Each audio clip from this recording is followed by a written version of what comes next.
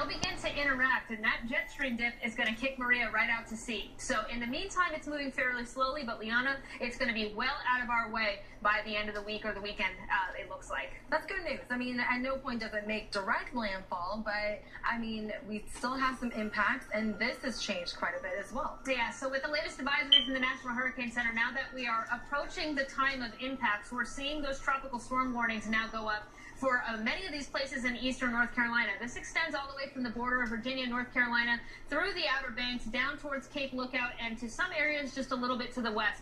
A couple of areas here on the sound also to look out for, and this is showing you we're expecting those conditions to move in. That's roughly 1 to 2 inches of rain. We could be seeing more than that. Some tropical storm force winds and the threat for storm surge along the Outer Banks, likely 2 to 4 feet potentially above ground. And this is the time that you do not want to be out on the water, at the coastline whatsoever. I mean, some of you are seeing some beautiful days out there. I mean, we've already had several water rescues, in fact, across New Jersey. I mean, well north of the main impact area. Right. Yeah, New Jersey is nowhere near the center of the storm right now, and those impacts are being felt on the beaches. So please obey the laws and the lifeguards that are out there on the beaches this weekend, because the high surf and the rip current threat is severe along the East Coast.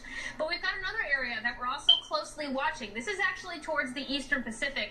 This storm degenerated very quickly today. It was a tropical storm earlier this morning. It now is basically a remnant low, which means it doesn't have a well-defined circulation. But look at all these green clouds here popping up and spreading off to the north and east. That's the moisture stream spreading off from what's left of Pilar. This is in the Eastern Pacific, going to be causing some heavy rainfall, but eventually off towards Texas. So we have to watch places in western Texas for the potential for some very heavy rainfall as that moisture continues to stream off, and also combines with the front that's going to be moving off to the east through the latter part of this week. So we could be talking, Liana, the potential for 8 to 12 inches of rain. So a foot of rain possible here south of San Angelo here, right along the southern coast of Texas. It's a lot of rainfall. It is. I mean, especially like some spots a little bit further south into South Texas. I mean, you're still recovering from Hurricane Harvey.